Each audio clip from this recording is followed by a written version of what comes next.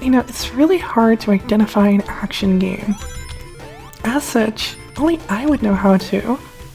Are the fundamentals of the game centered around dexterous or agility execution within real-time pressure? There you go. That'll be $50, thank you for your time. Okay, sure, you got me. There are a lot of edge cases and hybrids or whatever, like real-time strategy games. But you can count on me that that's the actual action part of the game. Just one simple aspect. Now I propose to you another question. Where in the world is the adventuring part of an adventure game? I got you there, right? I mean, look at this footage of Monkey Island. It's so adventurous! Oh my god! Look out, Guybrush! You're not gonna make it walking across that dock! Some would say that it is present in Portal?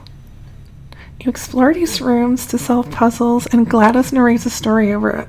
Sort of. Though in Portal 2 there's a lot more elaborate cutscenes as well. An emphasis on story, puzzles, and exploration. Surely a bit more complicated than the action one, but enough for my 2 brain cells to work with. Wait, no, I promise I have more brain cells than 2. Shh. So it's that as simple as it is. Sorry to burst your bubble, but no. Lana does not agree with this train of thought. It is too simple, and also kind of convenient. You see, there are a lot of people who either lament or celebrate the fact that the mainstream adventure game basically died and got evolved into things like interactive movie games, visual novels, modern action RPGs, and modern action adventures. We don't need to put up with all that trial and error moon logic and pastic inventory puzzles anymore, just to have a story-focused game. Hooray! Hey Larry, where'd all those cool trespassing kleptomaniac simulators with the cartoon riddles puzzles things go? Oh well, buddy, they're right here. Okay, something doesn't feel right here. What also doesn't feel right is how we have like 3 genres with adventure in their title. And yet none of them even wants to as much glance at one another. Ew, you're telling me you want graphics in your game? Disgusting. Ew, you're telling me you want to play a game with only text? I play video games to get away from having to read. Pfft, get out of here. I don't want me to adventure without practicing my precious kung fu flips. Meanwhile, visual novels do not even have it in the title, and those people? Yeah. In the West, they're kind of that odd kid in the back of the class, and he's okay, but people usually just kind of leave him alone. In Japan, however, they kind of gobbled up all the adventure games like a Chad. But let's be real here. How many Western graphic adventure players do you see hooked on Steins Gate, Clannad, and Sahart? You know, that is kind of an odd one, America. One of the granddaddies of pornography production, is severely outshined by Japan when it comes to erotic adventure games. I mean, the sheer amount is massive. They even put out the dreaded, or beloved, male gaze gooner scenes in their otherwise serious stories just because on PC they finally could and they just don't give a fuck. What have we got? Laser Suit Larry? It's based on a soft porn adventure. The blasphemy. Soft. I'd say America needs to strike back. Make America degenerate again. Just make sure to include some Otome games for the gals, okay? P.S. I'm not American. Anyway, where was I? Okay, adventure games. What the hell is an adventure game and how do I eat it? Is it just a subgenre of puzzle game, like Portal suggests? Many people seem to have different ideas of what an adventure game is, with different restrictions, based on what aspects of adventure games they like. They may describe a story-driven type experience in which their definition, several genre-defining games would not be an adventure game. Some would insist puzzles need to be there, which would disqualify exploration-based games, which is ironic considering the genre's roots. We are left with a conundrum. If we make it too oddly specific, as in every adventure game has to be Monkey Island, we're kind of stifling the genre. So naturally, if we broaden it, we're left with puzzle, exploration, and story. Or are we? Some years ago, I got curious about the past and booted up some Colossal Cave Adventure, some Zork, and King's Quest 1 and 2. And I made a shocking discovery. There isn't even much story in them. Not that much more than whatever is in other games, including in the manual. I mean, sure, they had some severe memory limitations, but they even have scoring systems. And the first adventure game ever, Colossal Cave, its goal is just to collect all the treasures. Sure, there is a novel-like descriptive text, but replace that with just basic graphics and a few cutscenes, and there's not much of a difference. I do not think that descriptions of rooms in a novel make for a story. The actual story told does. Sure, some events happen, but not much more than what could happen in, let's say, a simulation game, which we want to describe as having a narrative, although the events there tend to be emergent. Which types of events can happen at all is still controlled by the author. Really, you're just thrown into a world and just go room to room exploring and interact with items and grab them, and things happen, but it doesn't necessarily make it like a clear, strong narrative. Not any more than other video games. There's just a bit of flavor text added. In modern games with much more intricate stories, you're usually more stuck to a few rooms at a time. Well, here you can just walk around most of the map and unlock some other areas later. This makes for a much more interesting gameplay. The gameplay here is actually fun.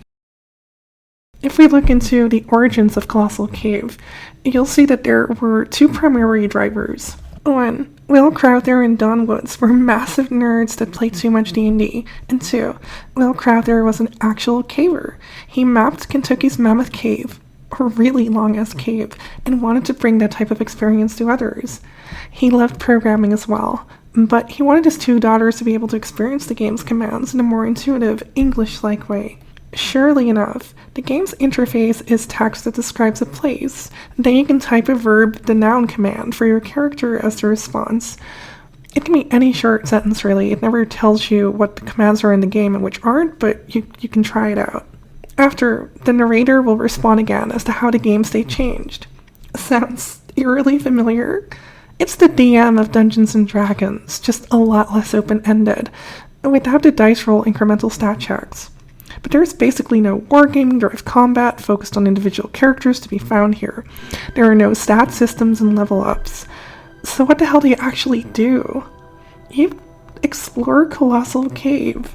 You walk around different rooms and map out their paths. The walk-in command is the only command a character always obeys. Look around at all the objects and NPCs. Then you try to interact with those objects and NPCs, and you talk to the NPCs for clues on what to do or where to go. And that's the activity.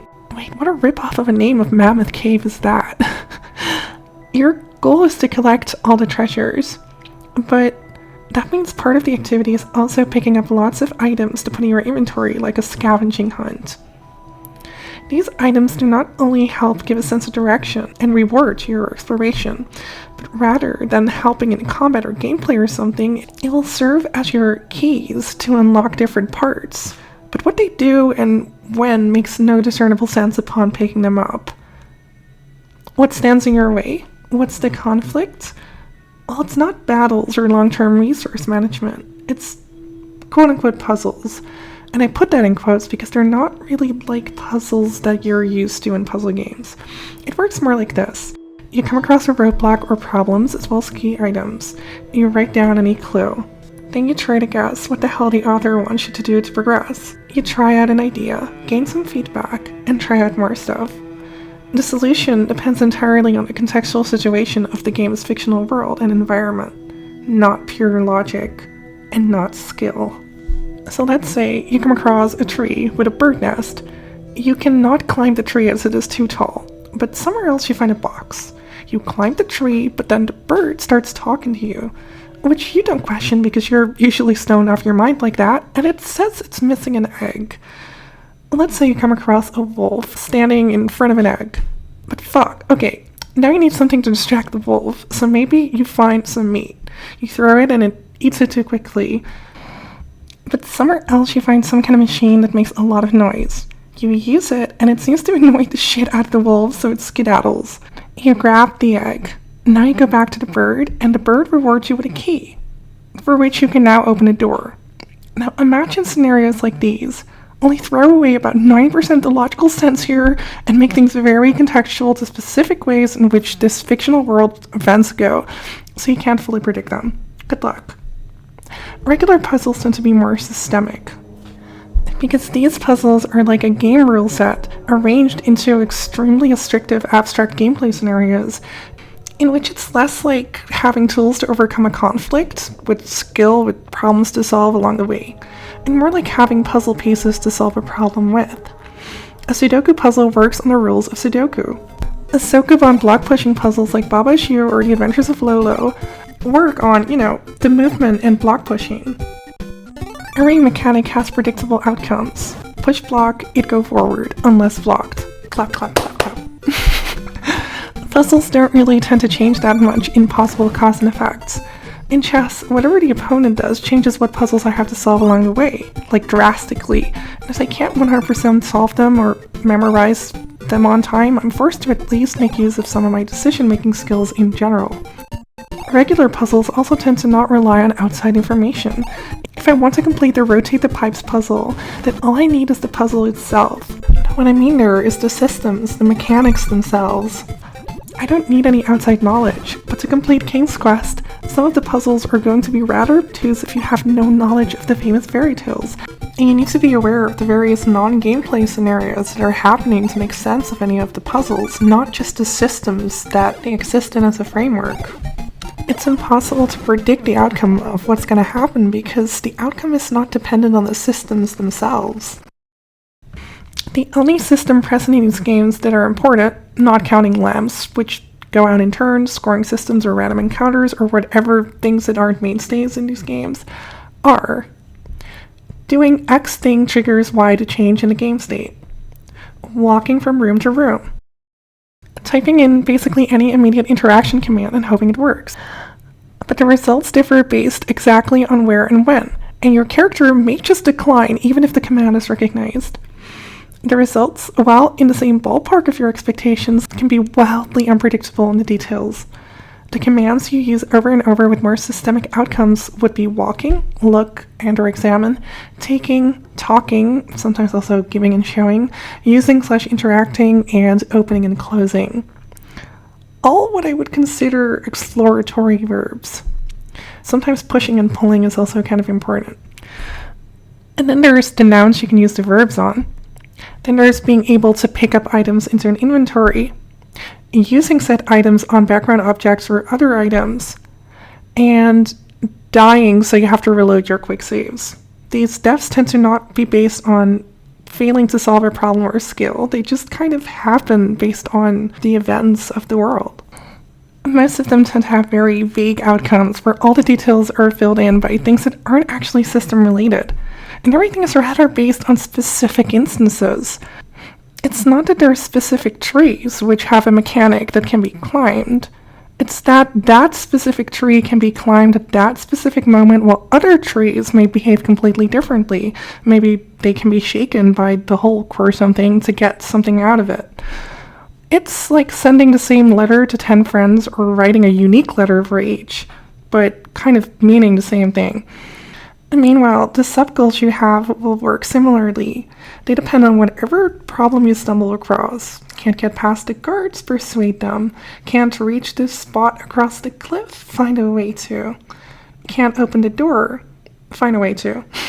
Lastly, there's also a sense of mystery to it all, of what's going to happen, what can happen, what you can or can't do. There is a sense of discovery, of investigation, of study even, because there's a sort of trial and error nature to it. You're not just discovering the gameplay, but you're discovering just what happens in this world in general.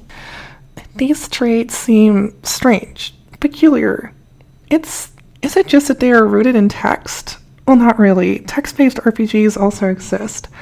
Why is everything so contextual based on non-gameplay elements rather than based on the systems themselves if there isn't that much story to go by, and a lot of the game is spent wandering around, making a map to navigate, collecting items, and then figuring out what the hell to do? We could say it's a type of puzzle game, but is it really? If you want to make a game about exploring, but want to keep it challenging, what would you do? Like, outside of just getting to see specific little things, what actually drives the gameplay? Well, you add some stuff to collect as a goal. And what sits between us, like what's in the way? Well, you add some puzzles or riddles. So why riddles? Well, have you ever heard of a little-known indie webcomic called Homestuck? It came from this thing where on a forum, Hussey would draw an image with some kind of description, and then forum members would type commands, and Hussey would respond. They parodied adventure games, so they often had an emphasis on jokes around inventory systems and often involved interacting with environments.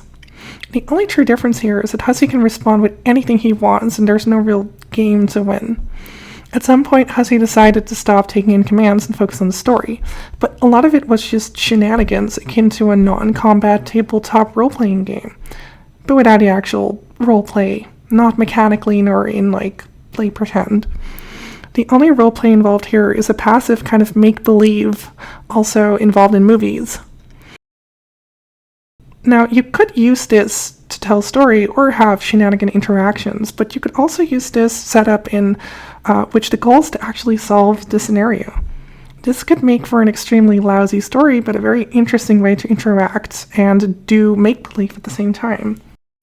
Naturally, any challenge in this kind of thing would start to become like a riddle.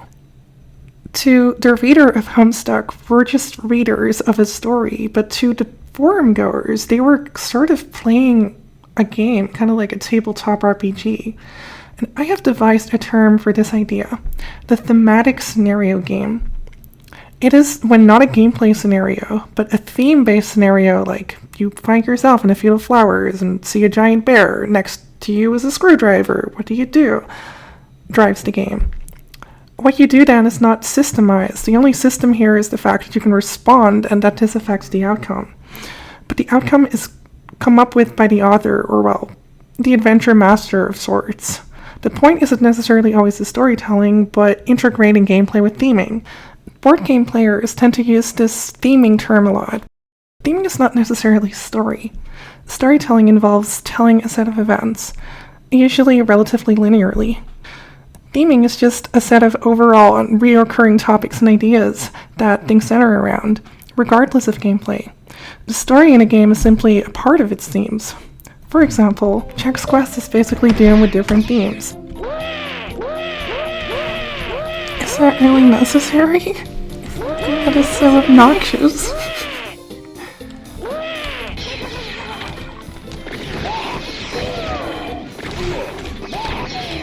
Instead of guns blasting demons, there are teleport devices teleporting away aliens, but the gameplay is on a basic level the same. The actual abstract systems are the same. Even things we associate with storytelling don't necessarily make for a story on their own, like descriptions or lore. Adventure games were the first genre in video games to employ this thematic scenario game thing. Why?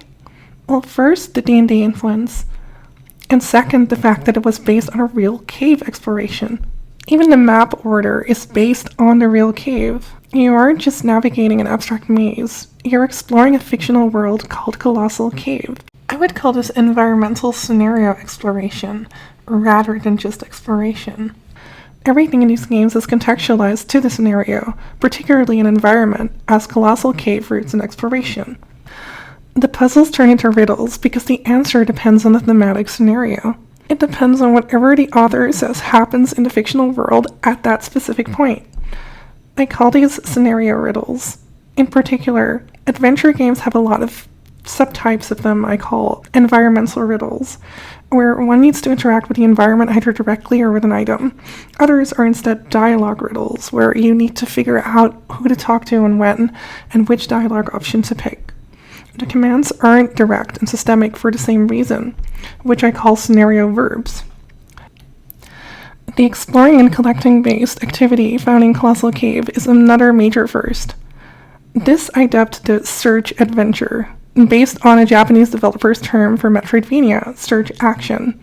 If you look at these games, a lot of the same beats are followed. The fundamentals are those of action games, and an explore and collect structure is built around it. One that's different from, let's say, collecting cards or collecting dots in Pac-Man. You search these spaces for items, which you can then use to traverse more of these spaces. Now, let me let you in on a little secret. Symphony of the Night was based on Zelda 2. Zelda 1 was also based on the idea of experiencing real-life exploration, but of being a kid in Kyoto, going to fields and caves and the like. I I'd also like to note that once we got to the 3D Zeldas, a major person working on it actually wasn't very familiar with action games. He was more familiar with PC point and clicks. And so that influence got into Ocarina of Time kind of accidentally because they didn't ask for it. This is interesting, as the roots of action adventure is the Atari 2600 Maze Game Adventure, which was originally meant to be an adaptation of Colossal Cave with real-time controls, but that was a bit too ambitious at the time to really work. Zelda 1 was originally made to be an action RPG like Light or back Xanadu, so it also has RPG roots, but with the incremental progression reduced to long-term upgrades, kind of like permanent action game power-ups. This forms a different type of key from pure adventures, the ability key, where something like the ducking ability allows you to pass narrow places. These ability keys are often more systemic in nature, where a certain type of block is introduced, which under normal circumstances can be passed with that key. Either games sometimes have passive key items, where you simply possess an item which will then let you trigger something else when you do it.